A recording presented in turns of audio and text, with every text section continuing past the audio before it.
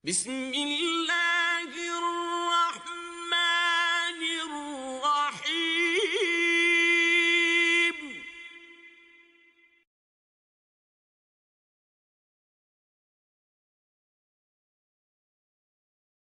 Assalamu alaikum wa rahmatullah. ¿Cómo se ha dividido la humanidad en tantas religiones? Es una pregunta difícil de responder, obviamente, en un vídeo de 10 minutos, porque la religión es un fenómeno súper complejo, no es un fenómeno monolítico, existen diferentes formas, diferentes contextos, pero bueno, en resumen, el factor principal, de acuerdo al Islam, parecería ser el hecho de que el ser humano, a causa de su falta de conocimiento, empezó atribuyendo a diferentes elementos de la creación vida, no solo vida, sino voluntad. De hecho, el pre-islam o la ignorancia de la verdad, el pre-islam en el islam se denomina ignorancia o jahiliya. Entonces, cuando tú atribuyes que diferentes elementos de la creación, es decir, o almas de ancestros, o dioses, o astros, tienen poder de algún tipo sobre el universo, poder real sobre el universo, soberanía sobre el universo, esto se denomina en el Islam shirk, es decir, coger a alguien de la creación y convertirlo en un socio del creador, aunque se trate de un intermediario. Tú estás atribuyendo carácter de Dios. Eso es lo que se denomina shirk. Entonces este toma muchas formas. Una de ellas, por ejemplo, es la adoración a espíritus de antepasados o la adoración a santos, que existe todavía hoy en día, de formas modernas, pero el elemento principal es el mismo. Y a este respecto Dios dice: aquellos a los cuales invocan, ellos mismos están buscando el medio que les acerque a Dios. Ayyuhum aqrab, a ver cuál de ellos consigue acercarse más a Dios. Es decir, las personas que tú tomas por santos o almas de... La gente, por ejemplo, dice: yo soy águila roja, soy descendiente de un espíritu, un antepasado mío cuyo espíritu viene todavía y me da consejos. Dios está diciendo: no, esos espíritus tuyos o los santos a los cuales invocáis, almas de personas piadosas anteriores, todas esas personas, ellas están preocupadas también de que Dios les acepte. De hecho, continúa diciendo: ellos anhelan la misericordia de Dios y temen su castigo. El santo que tú utilizas como mediador, él también teme. Y él también anhela que Dios tenga misericordia de él. Otra forma de shirk, de atribuir carácter divino o atribuir soberanía sobrenatural a elementos de la creación, es la adoración de fuerzas de la naturaleza. Por ejemplo, la gente percibe el sol o percibe la luna, percibe diferentes astros y los ve con grandeza, y de este modo pues dicen: oh, ayúdame, hermano. Entonces, por ejemplo, Dios dice: وَمِنْ آيَاتِهِ, y parte de los signos de Dios, es decir, de las cosas que indican que está el Creador, الليل والنهار, están el día y la noche, والشمس والقمر, así como el sol y la luna. Y luego dice: لا تسجدوا للشمس والقمر, no te postres ante el sol ni ante la luna.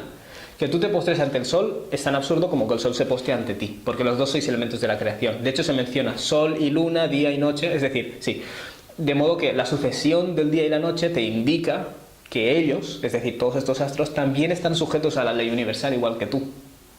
Entonces, que tú les rindas culto a ellos tiene un fallo metodológico en la lógica. Póstrate ante Dios, póstrate ante Dios, que es aquel que los ha creado.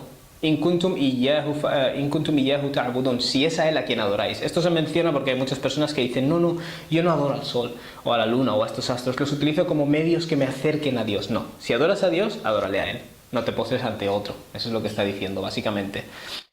Un cuadro, por ejemplo, de Pablo Picasso, no dices: wow, qué pedazo de cuadro, cómo te lo has currado. Tú no le dices al cuadro cómo te lo has currado, porque el cuadro no se lo ha currado nada. El cuadro es un cuadro. La loa es debida a la persona que ha creado ese cuadro, ¿no? O al pintor en este caso. Entonces tú no adoras a la creación, adoras al creador. Luego está el politeísmo, que es la adoración a diferentes seres divinos, seres específicos, que tú intuyes que tienen algún tipo de mediación con Dios, o ellos mismos tienen algún tipo de poder sobre tu vida.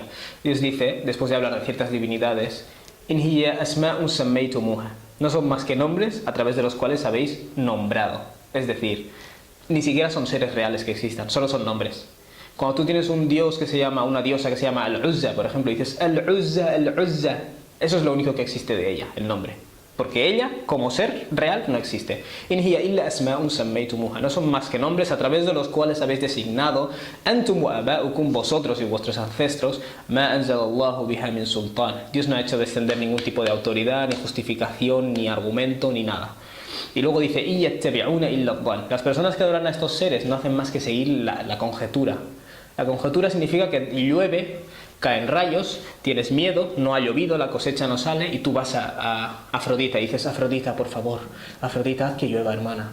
Afrodita no tiene ningún poder sobre el mundo real. Entonces lo que tú estás siguiendo es la suposición de que ha dejado de llover porque el dios está enfadado. O la suposición de que esto que ocurre es porque los dioses tal y cual. Y entonces tenemos que hacer tal sacrificio y tal cosa, ¿vale? O sea, estás conjeturando. No siguen más que la conjetura y lo que desean las personas, lo que desean las almas o lo que desean los egos.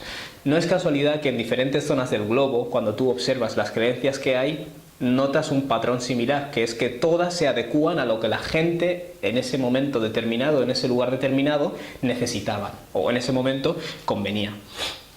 Entonces, hablando de deseos o de conveniencias, una forma de desarrollar religión es el pensamiento ilusorio. Es decir, yo quiero que algo sea verdad y lo convierto en verdad. El ejemplo que más trata el Corán de este tema es la nación que se da a sí mismo el título de pueblo elegido de Dios, mediante lo cual lo que hace es perder responsabilidad de sus actos. Ya no son tus actos lo que te hará salvarte, sino que será la herencia que tienes. Eso. Entonces Dios dice, esto se debe a que ellos dijeron, no nos va a tocar el fuego a excepción de unos días contados. Es decir, estas personas que creían ser el pueblo elegido dijeron, no vamos a ir al infierno, el paraíso es para nosotros, pero si vamos al infierno, van a ser unos días contados. Y luego Dios dice, les engañó en relación a su religión lo que ellos mismos se habían inventado.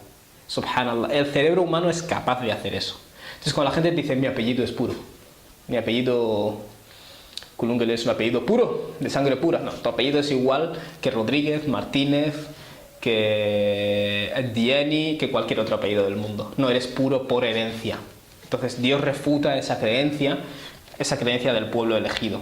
Y muchas personas que creen en esto, o que dicen creer en que estamos elegidos y nos vamos a salvar, entonces hacen cosas malas y se justifican diciendo estamos salvados, muchos de ellos en el trasfondo de su mente saben perfectamente que lo que están haciendo está mal.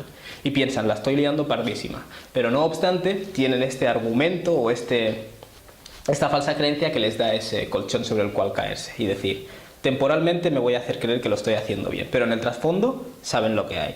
Luego otra forma de desarrollar creencias religiosas es desarrollar las creencias, el que las desarrolla sabe perfectamente que va a obtener algún tipo de beneficio económico, como por ejemplo decirle a la gente, para ahorrarte de hacer este ayuno o este ritual de adoración, me puedes pagar a mí, o puedes pagar a esta institución religiosa. Eso es solo un ejemplo. Dios dice, Ya ayyuhalladhina amanu, vosotros que habéis creído, que habéis aceptado la guía de Dios.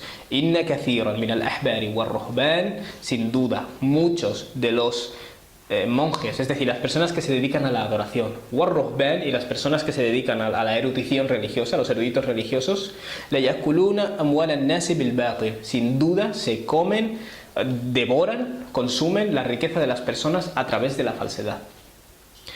وَيَصُدُّونَ عَنْ سَبِيلِ اللَّهِ, y en consecuencia lo que hacen es alejar del camino de Dios, bloquean el camino de Dios. ¿Qué significa? Dos cosas. En primer lugar, la persona bloquean el camino de Dios, es decir, no dejan a la gente conocer la verdad entera. Ellos seleccionan qué parte de la religión y qué parte no, o otorgan, ¿no? o dejan al público. Pero además de eso significa que otras personas bloquean del camino de Dios, porque otras personas cuando les vean actuar así, cogerán animosidad hacia la religión. Entonces mucha gente considera que la religión es un timo, que la religión es una herramienta para ganar pasta. Es una generalización, como no, pero por supuesto se basa en algo real, que muchas personas han visto. Luego, la religión es una forma de obtener poder. De esto hemos hablado ya. Dios dice, وَمَا تَفَرَّقُوا إِلَّا مِنْ بَعْدِ مَا جَاءَهُمُ الْعِلْمُ.